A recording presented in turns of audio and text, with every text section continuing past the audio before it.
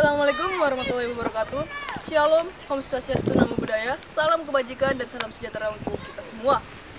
Perkenalkan, nama saya Arum Fatia Ilambe, siswi dari SMA Negeri 4 Jayapura. Saya adalah perwakilan untuk mengikuti lomba baca pidato. Salam Cakrawati Samudra, sahabat maritim Nusantara. Selama ini, kebudayaan Indonesia disetting dengan format kebudayaan agraris yang cenderung terpaku pada alam, yang membagi masyarakat pada strata-strata kekuasaan. Budaya tersebut sengaja dihembuskan kaum penjajah untuk mengecangkramkan kakinya di bumi Khatulistiwa.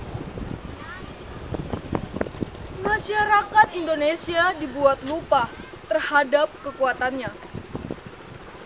Walhasil, bangsa ini menjadi budak, kuli, dan buruh di negeri sendiri. Kehormatan mereka terampas. Memasuki era kemerdekaan, bangsa Indonesia mulai menata kembali untuk bisa mengembalikan jiwa kebaharian dan melaksanakan pembangunan kelautan. Hal ini didasari kesadaran akan ancaman yang mungkin timbul karena faktanya wilayah laut Indonesia merupakan wilayah terbuka. Sehingga dengan luasa kekayaan laut Indonesia berpotensi dimanfaatkan bangsa lain tanpa ada kemampuan melindungi. Sahabat maritim Nusantara, pada masa Presiden Soekarno, letupan-letupan mengembalikan kejayaan bangsa maritim sedikit demi sedikit mulai hidup kembali. Salah satu pidato yang menandai langkah tersebut disampaikan pada saat membuka Institut Angkatan Laut IAL di Surabaya tahun 1953. Dalam pidatonya, Bung Karno berpesan, usahakanlah agar kita menjadi bangsa pelaut kembali. Ya, menjadi bangsa pelaut dalam arti seluas-luasnya. Bukan sekedar menjadi jongos di kapal, bukan.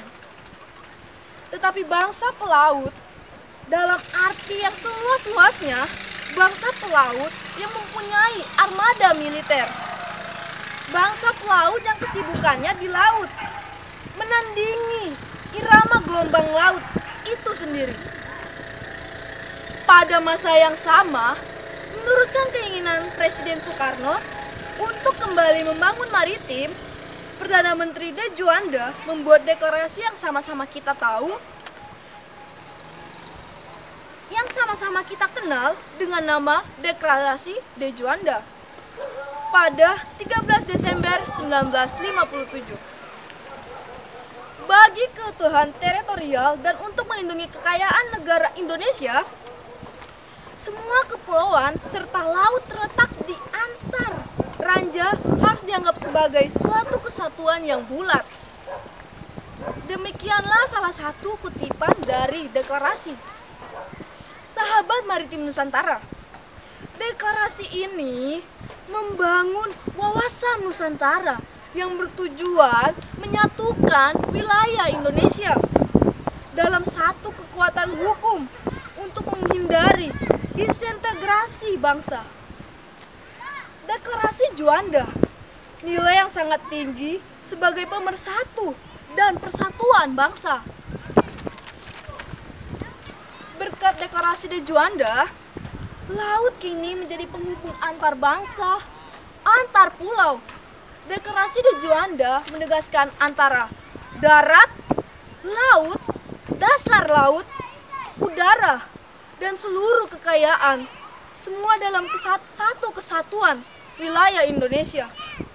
Untuk mengembalikan kejayaan laut Nusantara di atas, maka secara tegas dalam pidato pelantikan Presiden Republik Indonesia ke-7 di hadapan peserta sidang Majelis Permusyawaratan Republik Indonesia, Bapak Presiden Joko Widodo mengatakan, kita juga ingin hadir di antara bangsa-bangsa dengan kehormatan, dengan martabat, dengan harga diri.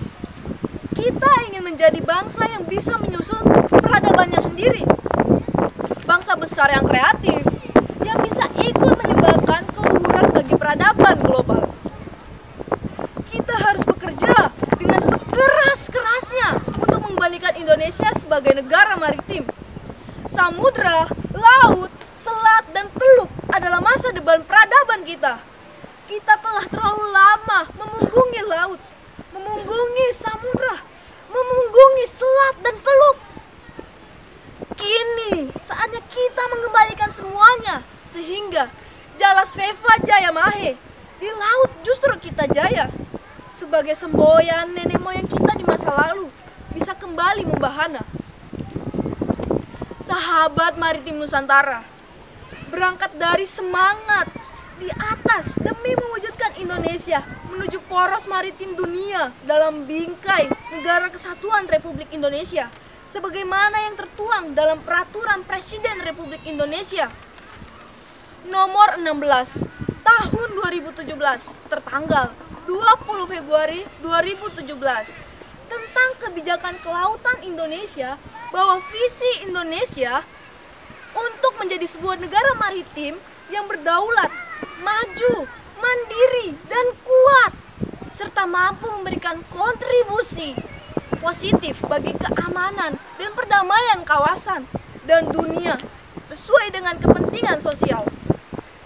Selanjutnya, dengan mengingat kebebasan berserikat, berkumpul, dan mengeluarkan pendapat merupakan bagian dari hak asasi manusia dalam kehidupan berbangsa dan bernegara dalam Negara Kesatuan Republik Indonesia yang dijamin oleh Undang-Undang Dasar Negara Republik Indonesia tahun 1945. Maka kami yang mempunyai visi, misi, serta kehendak yang sama bersepakat membentuk badan hukum yang kami namakan Gerakan Poros Maritim Indonesia, yang disingkat dengan Geomaritim Indonesia. Semoga Tuhan Yang Maha Kuasa meridhoi perjuangan ini.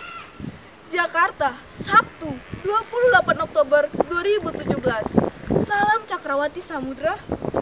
Hormat kami, Baharudin Farawoman.